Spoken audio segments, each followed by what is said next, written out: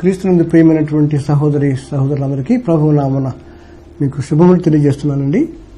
ఈ దినం శుభదినమని నేను భావిస్తున్నాను. మమ్మల్ని మీ టీవీ ద్వారా మీ ఇంట్లోనికి ఆహ్వానించేందుకు మరొకసారి మీకు వందనాలు తెలుసుకుంటున్నాను.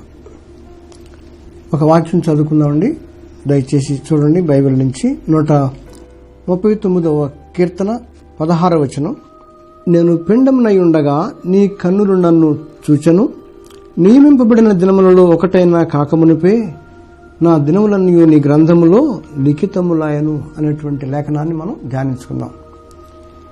ఇది దావీదు రాసినటువంటి కీర్తన అండి. దయచేసి చిన్న ప్రార్థన చేసుకుందాం. దయచేసి తలలో వంచండి, ప్రార్థించుకుందాం.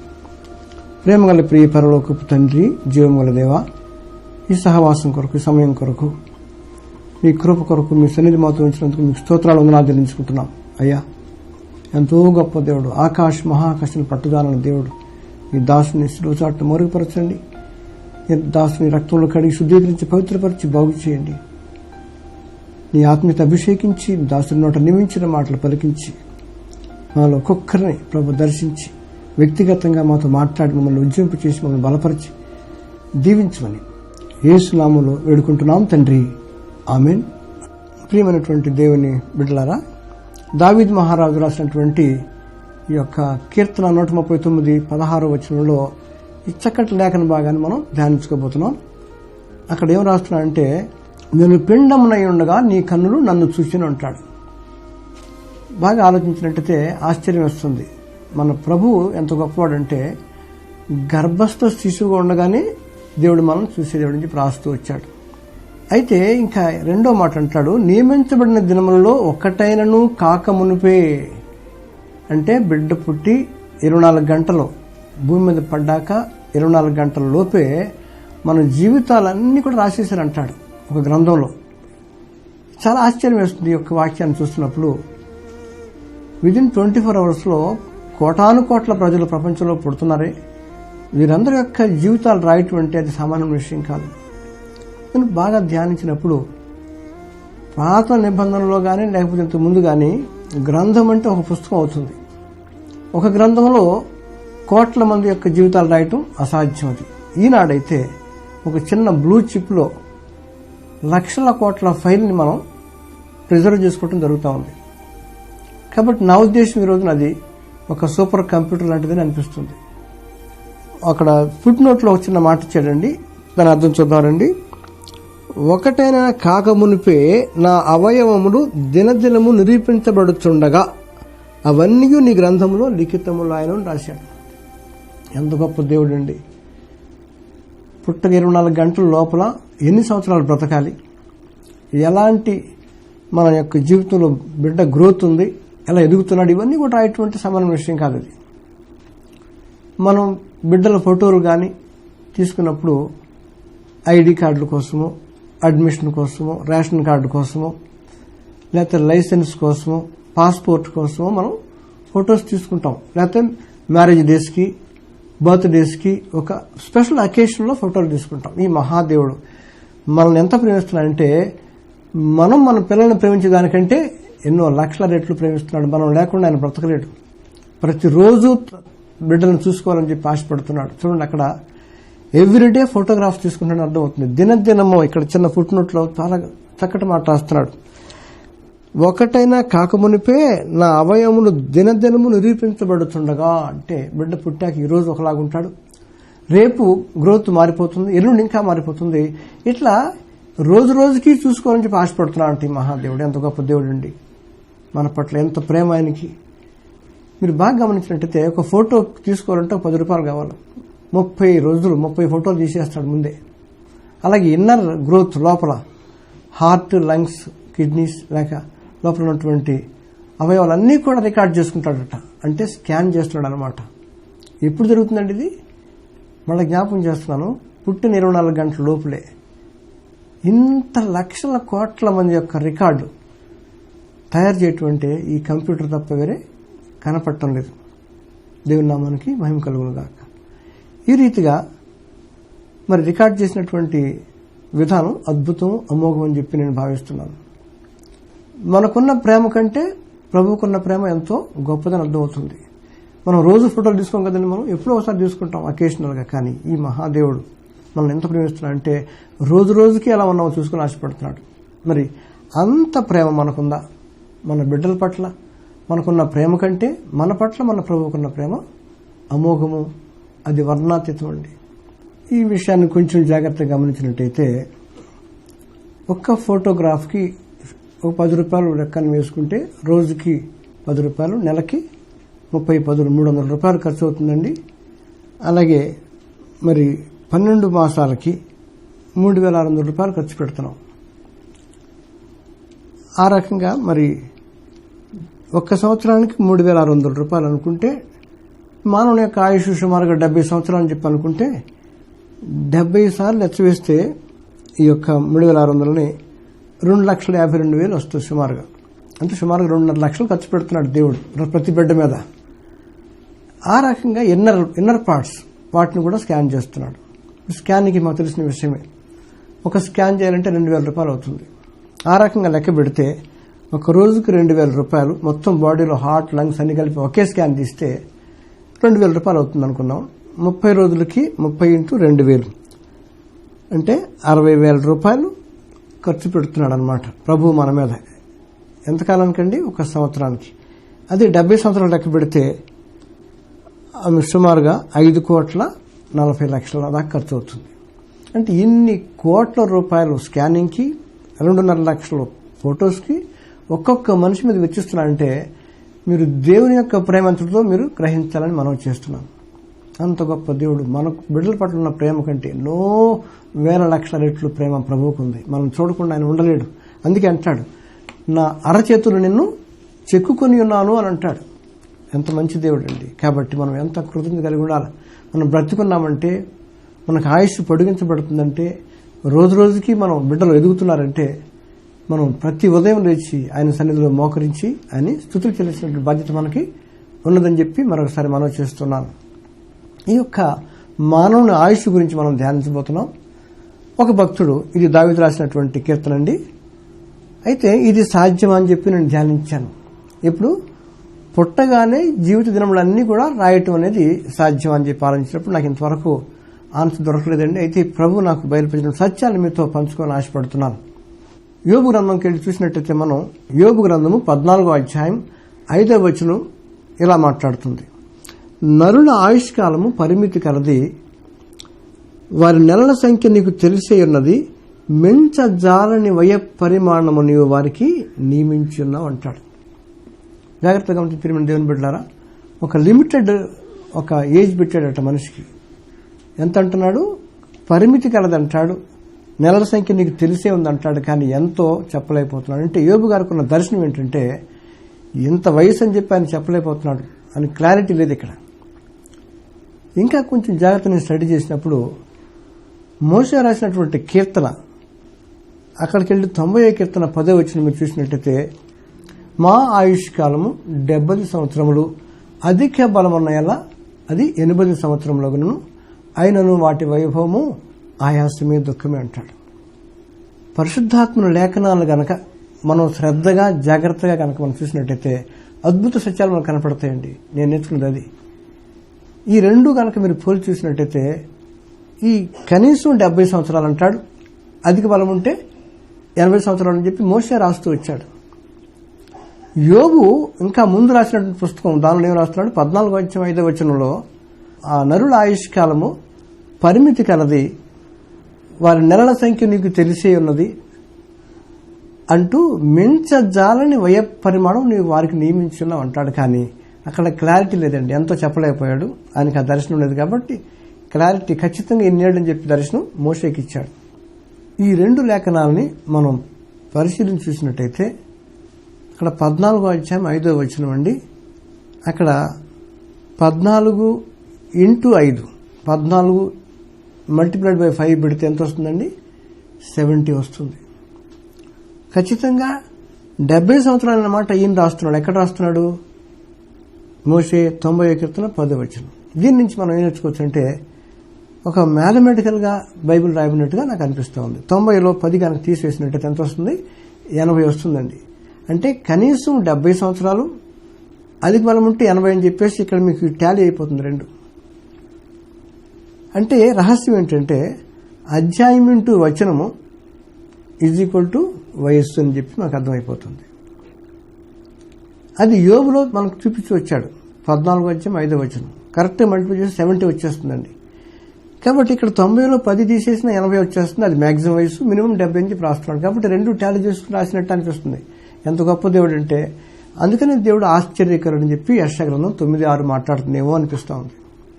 మరొక నూతన విషయం ఏంటంటే Telugu Bible is the gifted Bible అని అంటాను. ఎందుకంటారేమో ఎంత అద్భుతమైన పొందుకంటే మీరు గమనించినట్టయితే యోబు గ్రంథం రాయబడినటువంటి పేజీ నెంబర్ 430 పేజీ అండి. మోషే రాసినటువంటి 90వ కీర్తన ఎక్కడ ఉందంటే మీరు చూడండి, బైబిల్లో 500 పేజీలో ఉంది. ఈ 500 పేజీకి 430 పేజీకి డిఫరెన్స్ చూస్తే 500 మైనస్ 430 తీసుకుంటే ఎంత వస్తుందండి? 70 ఖచ్చితంగా వస్తుంది. అంటే పేజీల్లో కూడా అద్భుత సత్యాలు పరిశుద్ధాత్ముడు దాచిపెట్టాడా అని చెప్పి అనిపిస్తూ ఉంది. దేవుని నామానికి మహిమ కలుగునుగాక. ఈ రీతిగా రాయటం మానవ మాతృలకి సాధ్యం కాదండి. అయితే కొందరు ప్రశ్నిస్తవచ్చు, ఎందుకు అధ్యాయాన్ని వచనం పెట్టి ఎచ్చవేయాలి, ఎందుకు కూడకూడదు అని అనొచ్చు. ఏమైనప్పటికీ దీనిలో ఇంకొక సత్యాన్ని నాకు బయలుపరిచాడు దేవుడు. This is nothing but digital Bible అని చెప్పి నాకు బయలుపరచడం జరిగిందండి. అది కూడా మీతో పంచుకోవటానికి ఇష్టపడుతున్నాను. మొట్టమొదటి నాకు బయలుపరిచిన సత్యం ఏంటంటే అబ్రాహాము యొక్క వయసు నాకు చెప్తూ వచ్చాడు. ఆదికాండం 25వ అధ్యాయం 7వ వచనంలో ఇలా రికార్డ్ చేయబడింది. అబ్రాహాము బ్రతికిన సంవత్సరంలో 175 అన్నాడు. నేను ఇక్కడ ఆగిపోయాను ప్రభు దగ్గర. ప్రభు ఇక్కడ ఎందుకు ఇలా రాసావని చెప్పంటే ఆత్మలను ఒక తలంపిచ్చాడు మైండ్లో. అక్కడ ఆగిపోయి నేను అడుగుతూ మొదలెట్టాను, ఇక్కడ ఎందుకు ఉంది ఇక్కడ అంటే లొకేషన్ ఆఫ్ ది వర్స్ కూడా ఒక క్రమంలో బైబిల్ చూపిస్తున్నాడు. అప్పుడు చిన్న థాట్ ఇచ్చాడు. ఏం చెప్పాడంటే అధ్యాయము ఇంటూ వచనము ఈజ్ ఈక్వల్ టు ఎంత వేయమన్నాడు. కాబట్టి 25 అధ్యాయం ఇంటూ 7వ వచనం హెచ్చవేస్తే ఎంత వస్తుందండి? 25 ఇంటూ 7 175 వచ్చేస్తుంది. ఖచ్చితంగా 170 సంవత్సరాలు వచ్చేస్తుంది. కాబట్టి అధ్యాయాలకి వచనాలకి పొందుకుంది, సంబంధం ఉంది, సారూప్యం ఉంది, ఒక క్రమం బైబిల్లో నాకు చూపిస్తూ వచ్చాడు. కాబట్టి ఇక్కడ ఏం నేర్చుకుంటున్నామంటే అధ్యాయం ఇంటూ వచనం ఈజ్ ఈక్వల్ టు వయస్సు వచ్చేసింది. గమనించిన ప్రేమ దేవుని బిడ్డారా, ఈ 25వ అధ్యాయం 6వ వచనం పెడితే మీకు టాలీ కదండి, 150 వస్తుంది. 25వ అధ్యాయం 8వ వచనం కనుక పెడితే 200 ఇయర్స్ వస్తుంది. కాదు. కాబట్టి ఒక కంప్యూటరైజ్డ్ పద్ధతిలో ఖచ్చితంగా 7వ వచనంలోనే ఈ వాక్యం కూర్చోవటం కుదురుతుంది. కాబట్టి అనంత జ్ఞానటువంటి దేవుడు ఈ యొక్క అక్షరాలని, ఈ యొక్క మాటల్ని పొందుపరిచిన విధానం అద్భుతం, అమోఘం. ఎందుకంటారేమో ఆకాశ మహాకాశను పట్టదాలన్న దేవుడు, సమస్త చరాచర సృష్టిని చేసినటువంటి దేవుడు, సూర్యచంద్ర నక్షత్రాలను సృష్టించినటువంటి దేవుడు, ఆయా కక్షల్లో నక్షత్రాలని, ఆ గ్రహాలని ఏర్పాటు చేసి వాటిని ఒక కక్షలో వాటిని నడిపిస్తున్నటువంటి మహాదేవుడు ప్లేన్ పేపర్ మీద ఈ వాక్యాలను పొందుపరచడం గొప్ప విషయం కాదని నేను అనుకుంటాను. ఇప్పుడు మనం చూసినట్టయితే ఒక 3 వ్యక్తుల్ని నేను మీకు చూపించాలని ఆశపడుతున్నాను. మొదటగా మోషేని తీసుకుని చూపిస్తానండి. మోషే యొక్క జీవితాన్ని మీకు చూపిస్తాను. నిర్గమకాండం 6వ అధ్యాయం 20వ వచనంలో మీరు చూసినట్టయితే అక్కడ రాసిన లేఖనం ఏంటంటే అమ్రాము అనేటువంటి వ్యక్తి కనపడతాడు. ఆయన తన మేనత్త అయిన యోకోబేదును పెళ్లి చేసుకునేను. ఆమె అతని యందు అహరోనును మోషేను కనును అని చెప్పి రాశాడు. ఎక్కడండి? నిర్గమకాండం 6వ అధ్యాయం 20వ వచనం. అయితే పుట్టగానే వయస్సు అంతా రాస్తాడనే విషయం మనం 139:16 నేర్చుకున్నాం. నేను ధ్యానిస్తుండగా మోషేని నాకు బయలుపరిచాడు, చూపించాడు దేవుడు. 6వ అధ్యాయం 20వ వచనంలో పుట్టుకు రాశాడండి. అయితే ఆయన ఎక్కడ మరణిస్తాడని చెప్పి నేను జాగ్రత్తగా స్టడీ చేయడం మొదలుపెట్టేప్పటికీ ద్వితీయోపదేశకాండం 34వ అధ్యాయం 7వ వచనం రాగానే అక్కడ ఏం రాశాడంటే మోషే బ్రతికిన సంవత్సరంలో 120 అని రాశాడు. అతని సత్తువు తగ్గలేదు, దృష్టి మాంద్యం లేదని రాయబడింది. ఎక్కడ రాశాడండి? ద్వితీయోపదేశకాండం 34వ అధ్యాయం 7వ వచనం వచ్చే వరకు మనకు వయసు తెలియదు. ఇక్కడ కరెక్ట్గా ఏమని రికార్డ్ చేశాడు? అతని వయస్సు 120 సంవత్సరం రాశాడు. నేను అప్పుడు ధ్యానించా, ఈ 120 years ఎలా వచ్చిందని చూసినప్పుడు ఆయన పుట్టగానే రాసినటువంటి లేఖనాన్ని మనం జాగ్రత్తగా స్టడీ చేసినట్టయితే అది రాయబడినటువంటి లేఖనం నిర్గమకాండం 6వ అధ్యాయం 20వ వచనం. ఇప్పుడు నాకు చూపించింది ఏంటంటే అధ్యాయము ఇంటూ వచనము ఈజ్ ఈక్వల్ టు వయస్సు వచ్చేసింది. చూడండి, 6వ అధ్యాయం నిర్గమకాండం ఇంటూ వచనం 20, 6 × 20 ఎంత వచ్చేస్తుందండి? 120 years మీకు ఖచ్చితంగా వచ్చేస్తుంది. ఈ గొప్ప దేవుడికి మనం నిజంగా ఎంత మనం కొనియాడినా, ఎంత ఘనపరిచినా మన శక్తియుక్తులు చాలు, మన భాష చాలదు, మన మాటలు చాలు. అంత గొప్ప దేవుడిని కలిగి ఉన్న ప్రేమను దేవుని బిడ్డలారా, ఆయన మనల్ని ప్రేమించి పరలోకం నుంచి తన సొంత కుమారుని పంపించి లోకానికి ఆయన ద్వారా మనకు రక్షణ మార్గము సిద్ధపరిచినటువంటి మహాదేవుడు. గమనించండి. కాబట్టి ఒక స్పష్టత వచ్చింది. ఏంటి?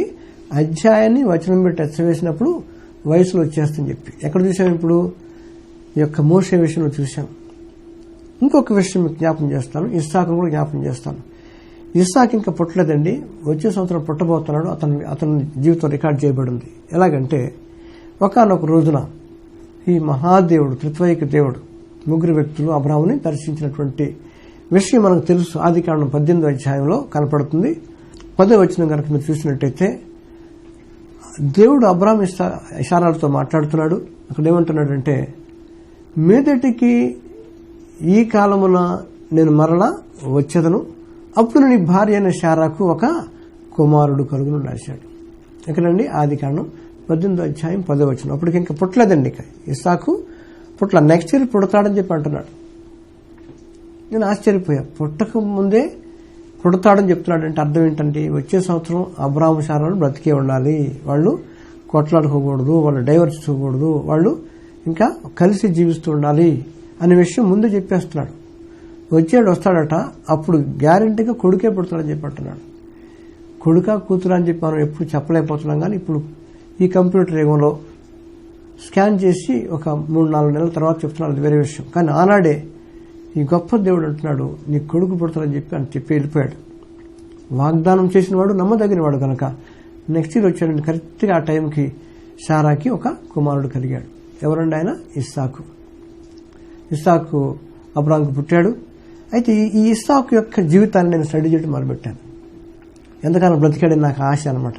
చూస్తూ వచ్చాను, ఈ ప్యాటర్న్ కరెక్ట్ కాదని చెక్ చేస్తూ పోయినప్పుడు ప్రభువు నాకు బయలుపరిచిన విషయం ఏంటంటే ఆదికాండం 35వ అధ్యాయం 28వ వచనంలో రాస్తాడు, ఇస్సాకు బ్రతికిన సంవత్సరములు 180 అని రాశాడు.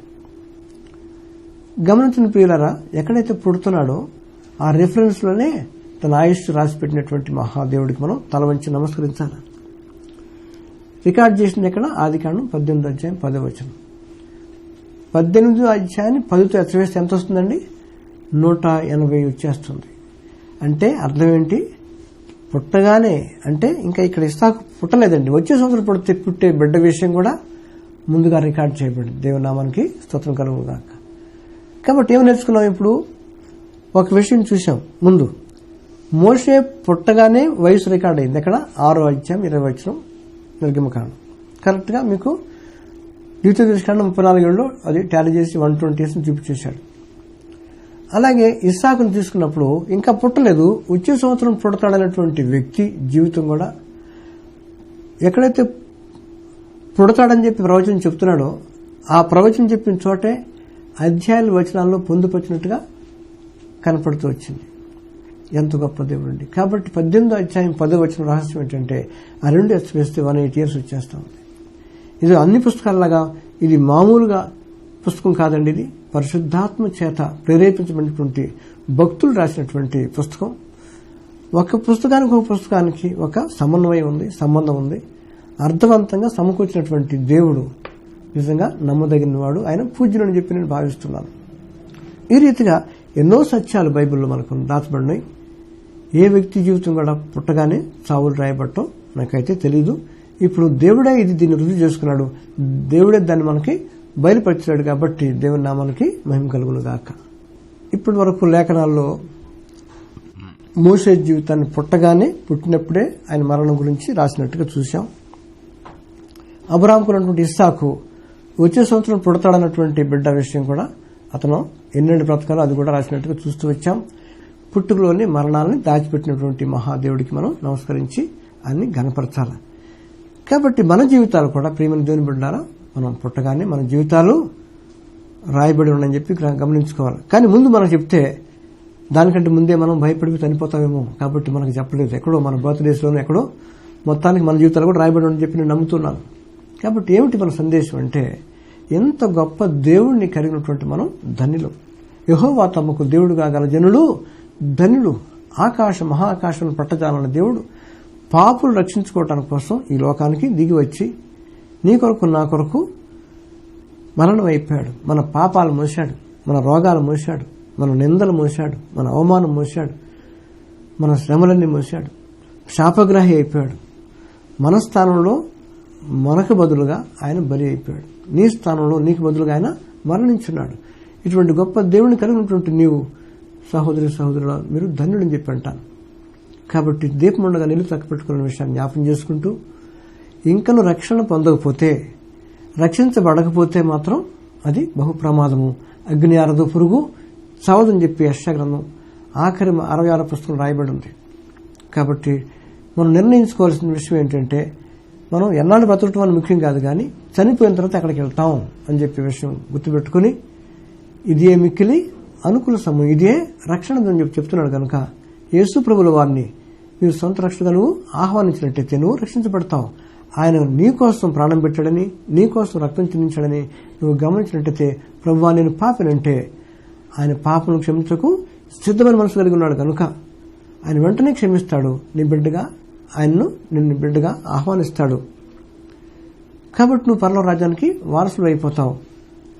కనుక ఈ లేఖనాన్ని మనం ధ్యానించిన విషయం ఏంటంటే, ఆయుష్ల విషయం కాదు, కానీ ఎప్పుడైనా పుట్టినవాడు గిట్టక మానడు. కనుక ఈ లోకంలో ఉండగానే మనం నిజమైనటువంటి దేవుణ్ణి, రక్షకుణ్ణి అంగీకరించి హృదయంలోనికి ఆహ్వానిస్తే నిన్ను కడిగి శుద్ధీకరించి పవిత్రపరిచి నిన్ను బిడ్డగా చేసుకుంటాడు, పరలోక రాజ్యములకు వారసులుగా చేస్తాడు. అట్టి కృప పరిశుద్ధాత్మ దేవుడు మనకందరికీ దయచేయునుగాక. ఆమేన్. ప్రార్థించుకుందాం. ప్రేమగల ప్రియ పరలోకపు తండ్రి, జీవం గల దేవ, ఈ సహవాసం స్తోత్రాలు చెల్లించుకుంటున్నాం. ప్రియ బిడ్డలైనటువంటి సమకూర్చిన విధానం బట్టి మీకు స్తోత్రాలు. బిడ్డలు ప్రతి ఒక్కరిని దర్శించండి, దీవించి మీరు మాట్లాడుతూ వచ్చారు. పుట్టగానే మా జీవితాలు రాసేసినటువంటి మహాదేవుడు ఇంతవరకు ఎరగవు నాయన. మా బ్రతుకుల్లో ఏమై ఉన్నామో నీకు తెలుసు అయ్యా. మా బిడ్డల యొక్క భవిష్యత్తు నీకు తెలుసు. కనుక మేము ఈ భూమి మీద ఉండగానే నీవే రక్షకుడు అని, నీవే దేవుడు అని, నీవే ప్రభుడు అని మా కొరకు మరణించి చనిపోయి తిరిగి లేచి అయ్యా మరి అనేక సార్లు నీ బిడ్డలు కనపడి మళ్ళా వస్తాను, వచ్చినప్పుడు సూచనలన్నీ చెప్తూ వచ్చి అయ్యా సిద్ధంగా ఉండమని చెప్పండి మాటలు బట్టి స్తోత్రాలు. కనుక మేము సిద్ధపాటు కలిగి ఈ భూమి మీద ఉండగానే నీ రాకడ మాకు ఎప్పుడో తెలియదు, మా ప్రాణం పోకడు తెలియదు. కనుక ఇప్పుడే మేము నిజరక్షకుడిని ఎరిగి అయ్యా యేసు నీవే మా దేవుడు అని చెప్పి రక్షణ చెప్పి అంగీకరించినట్టయితే మమ్మల్ని బాగు చేసే దేవుడు కనుక, మమ్మల్ని పరిశుద్ధపరిచే దేవుడు కనుక ప్రతి ఒక్కరూ ప్రభా నిన్ను ఆహ్వానించి రక్షణ దయచేయమని, రక్షించబడిన వారు సొంత రక్షణను భయంతోనూ ఆయా వణుకుతోనూ కొనసాగించే కృప దయచేయమని, తల వచ్చిన బిడ్డలందరినీ దీవించి ఆశ్రయించి వారి అక్కర్లను తీర్చమని, అనారోగ్యం ముట్టి బాగు చేయమని, సమస్యలో పరిష్కారం దయచేయమని, ఆర్థిక చిక్కుల బిడ్డలు జ్ఞాపకం చేసుకుంటండి. మీరు సముద్రం వారికి ప్రభా అయ్యా సమస్తంలో వారి అక్కర్లను తీర్చమని బిడ్డలను చేతిలో పెడుతూ యేసు నామములో వేడుకుంటున్నాం తండ్రి. ఆమేన్.